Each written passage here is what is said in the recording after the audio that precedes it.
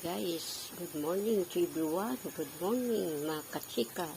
So sa tanghalian ito magluluto tayo ng adobong sitaw. Ayan guys, adobong sitaw na red. Pula. Yan. So hinaluan ng konting baboy lang guys. Saka lagyan natin ng patula. Diskarte ng mga ating mga nanay para sa tanghalian, gulay. Yan guys. Yan. Yan ang adobong may adobong sitaw na may patula.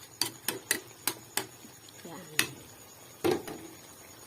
Ayun na guys. Salin na natin sa dito sa ating lagayan.